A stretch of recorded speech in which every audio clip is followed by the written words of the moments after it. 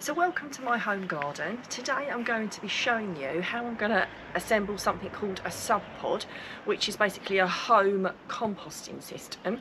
I'm going to be showing you how we assemble it and how we use it to the best, to make the best benefits from it, to be able to compost all our clippings, bits from the kitchen, and how you can make it into compost, and also you can make it into worm tea as well.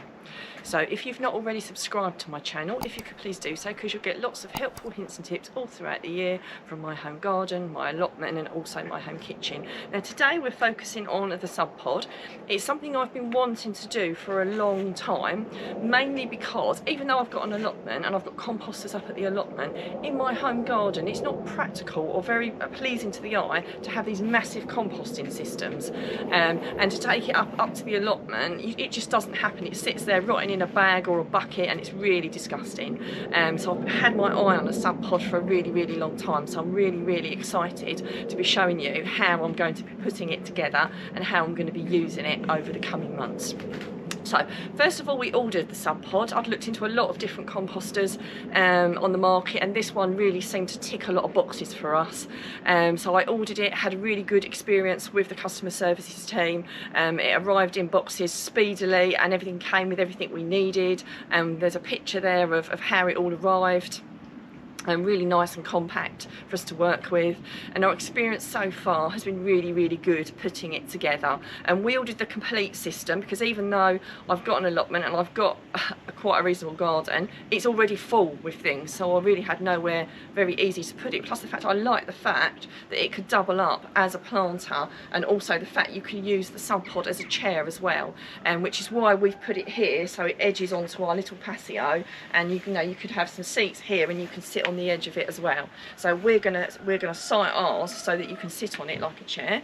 Putting the frame together was really easy. It came with everything that you needed pretty much. You got all the panels, so really easy to screw together. You got an Allen key with it to screw the little nuts in. The only thing we did use, it's handy to have a pair of pliers and a spanner as well, just to really tighten them up. These little edging bits are just there just to make it look a little bit nicer, just makes them look a little bit prettier. So you just clip them on, really simple. Like I said, it really didn't take long at all, and our experience so far has been really good. We've made sure that the area is quite flat, and what I would say is wherever you're going to put it, think about drainage. So make sure you put it somewhere where obviously you wouldn't put it on concrete or something like that. It needs to be able to drain through, so it obviously doesn't overflow, because obviously if you put it somewhere where there wasn't good drainage, that would be an issue. Now this is a really good spot for us, and also really perfect with where it's sitting. So I'm going to roughly go through it with you. There are some really good tutorials on the actual Subpod website, but I'm just giving you our experience and where we've got to now. So we assembled the little Subpod area, the little frame, which again came really nicely flat packed, and you just flip it out and put it together. It's got like air holes around the top that you mustn't block when you put it into the actual composter. So if we just move that roughly over where we're going to put it, we're going to put it there.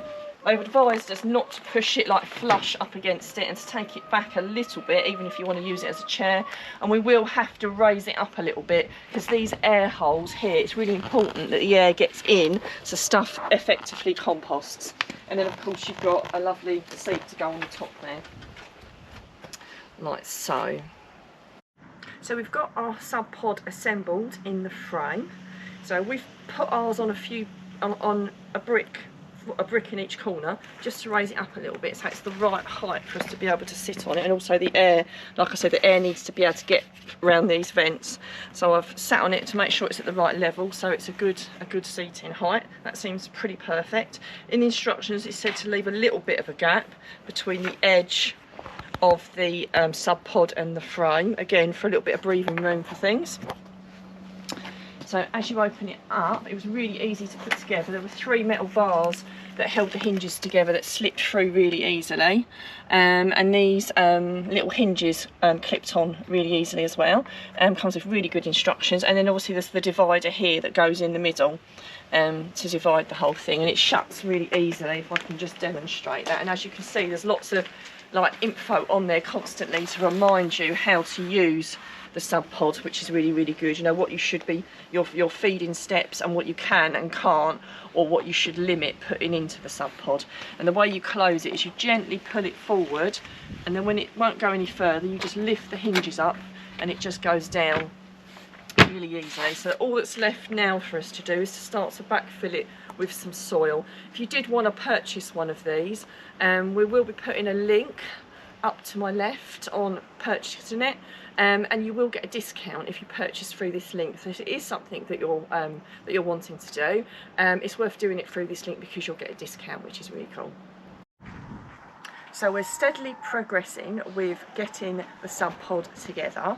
So we've backfilled the Subpod with a mixture of compost from our big composters up at the allotment, mixed with some normal garden soil, and we also bought a little bit of topsoil just to put on the top, just so it's slightly nicer soil. And I've picked up some herbs as well, just to get myself started. Some I'd already started myself, and some I picked up. So I've got some chives, some parsley, some basil, and some coriander. And over the coming weeks, I'll be getting a few more bits to put in there as well. Now obviously I've backfilled it, but you've got to leave these vents clear, but you must cover the bottom vents that are there. So you've got the big vents that are underneath, which do need to be covered, whereas these little ones need to be left uncovered. So it says to give it a good water and keep an eye on the level over the next few days, which is what I'm going to do. So it might need a little bit more backfilling if the level drops, but I have filled it with compost, kind of like right up to the level of where the vent needs to be. So giving all that a really good water in. So I will put a bit more water on that, but you get the idea. It's just to like water it down, and you do expect it to drop a little bit, and we might have to put a little bit more topsoil on. So the next really important thing is to actually get composting, isn't it, really, and the bits that you do inside. So as we open it up, the first thing you need to do, you've got a choice of things you could put in the very bottom. So you could either put, you need to put some kind of carbon, and on the instructions it gives you a few choices of what you can use. So you can either use core, which is coconut peat, you can use shredded newspaper, or you can use some of the Subpod cardboard that the packaging came in, but actually, you know, torn up into small pieces. Now I've already got quite a lot of shredded paper because I shred a lot of paper for my chickens anyway.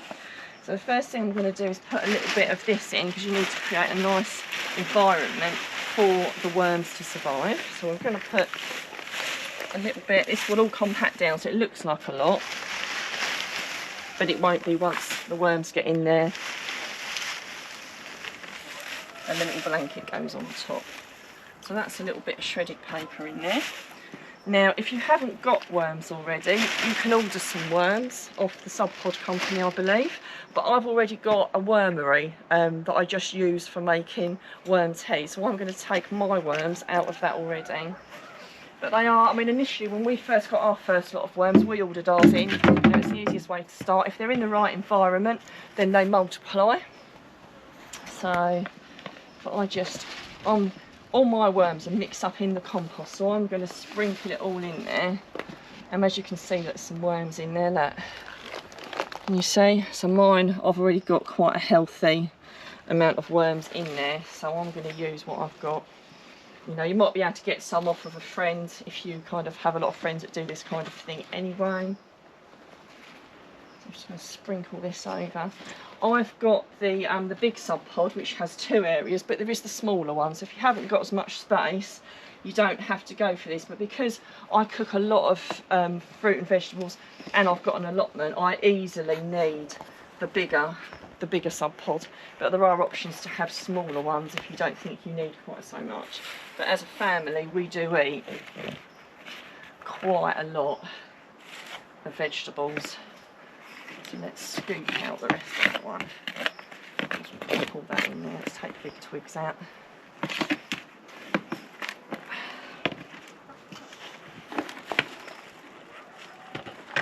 Yeah, these wormeries are good, but they're not very good for actually making compost, which is why I decided to go for a Subpod, because you just don't seem to get the capacity in them.